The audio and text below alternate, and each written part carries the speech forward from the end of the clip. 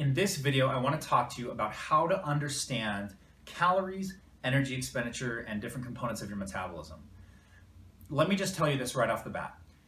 Fitness, losing weight, getting into shape, it is not as simple as calories in versus calories out. You've probably heard this term a lot. Let me tell you this right now, that is not the only factor when it comes to losing weight. And you've probably experienced this somewhat yourself too, where you're eating in a deficit, but you're not losing weight, right? So that is what we refer to as thermodynamics, the calories in, calories out concept. It's an estimation at best. The technology that we have right now can only estimate to a certain amount what your body's approximate energy expenditure is based off formulations and specific testing measures.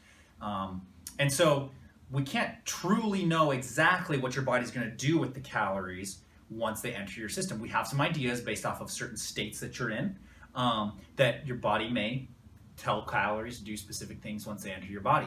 But just know, not all food and not all calories are created equal, and nor do they do or serve the same functions once they're in your body, and nor do they serve those same functions in your body in different states or periods of time, depending on what your body is personally undergoing.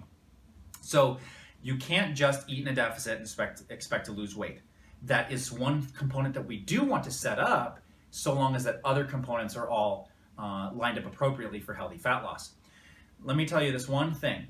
There is this thing called your basal metabolic rate. This is the base minimum calories that you need to consume on a daily basis in order for normal metabolic function to take place. This is also an estimation, so it can vary by a few hundred calories. And your individual needs of proteins, carbs, and fats, sources of calories, may vary, and most likely does. So it's an estimation at best, but there's ways to figure out your BMR or your resting metabolic rate, or commonly referred to as your RMR. And so that's what you need to eat on a minimum daily basis for normal metabolic function. If you ever eat below that chronically, you expect for you to enter a state of metabolic damage. If you don't know what that is, go ahead and check out the other video on metabolic damage that we did. So when it comes to how calories and energy expenditure works, the four components that contribute to calorie expenditure are your BMR or your RMR, so that normal metabolic function that needs to take place every day. This is how many calories you're approximately going to burn just keeping your body alive, sedentary all day long, right? Then you have the thermic effect of food. These are calories that are lost in the process of digestion that you don't absorb because it takes energy to digest. Then you have non-exercise activity thermogenesis. This means calories you're burning from non-exercise activity, walking around, cleaning the dishes, riding your bike to work, or those kinds of things, going up and down the stairs. Non-exercise activity thermogenesis, or NEAT as we call it. And then you have physical activity and exercise burned calories. So specifically calories you burn when lifting weights, going for a run, doing a sport or an activity, or playing racquetball, those kinds of things. Those are going to be more of your physical activity and exercise calories. All of those components contribute to what we call your total daily energy expenditure, or your TDEE. Your TDEE is what we want to base your calorie consumption off of, okay? So we want to make sure that you're eating at least your basal metabolic rate, if not a little bit more than that, because we don't want you to enter a state of chronic undernourishing your body. But we don't want you to eat above your total daily energy expenditure, because then you'll be in a surplus. So we want you to be somewhere between that and between your total daily energy expenditure and your basal metabolic rate. And you do want to be in a deficit if you're going to lose body fat, and you do want to be in a surplus typically if you're going to gain muscle. However, there are exceptions to those rules.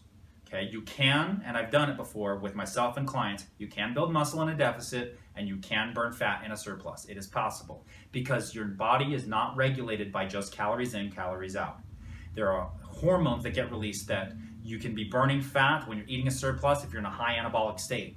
There are also ways for you to build muscle when you're in a deficit because of how you're stimulating the muscle and your body's adaptation. The way that this works is through calorie partitioning. Your body, when those foods enter your body's going to determine what they go and do at that given time. Because, for example, you can consume some sugar And that can get burned immediately for energy. It can get stored in the muscle as energy to be used later. It can get stored as body fat, right? Or it can be lost during digestion. So there's a lot of different things that can take place. Protein can be stored as fat as well. When you digest protein, it could be used for energy immediately, depending on the state that your body's in.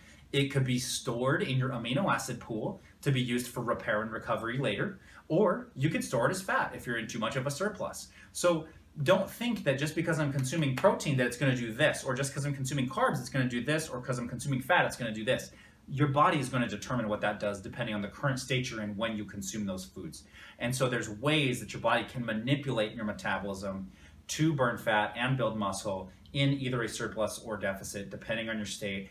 And those calories or those specific foods will do different things at different times. So just know your body and your metabolism is way more complex than simple math of calories in, calories out.